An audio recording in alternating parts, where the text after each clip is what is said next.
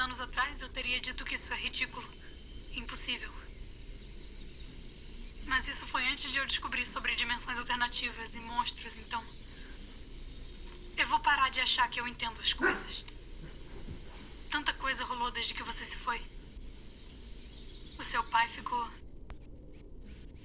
destruído. Ele e a mamãe começaram a brigar. Brigar feio. Acho que ele não suportava ficar aqui sem você. Então, foi embora. E não deixou muito pra mamãe.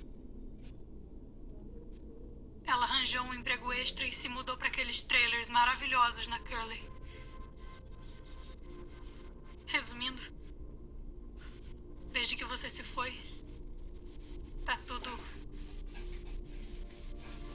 um desastre completo. E a pior parte é não poder contar como você se foi. Eu não posso contar que você salvou a vida da que você salvou a minha vida. Eu repito aquele momento na cabeça o tempo todo. Às vezes eu me imagino indo até você, puxando você. Eu imagino que, se eu tivesse ido, você ainda estaria aqui.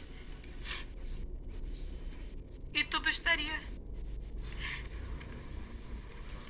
bem de novo.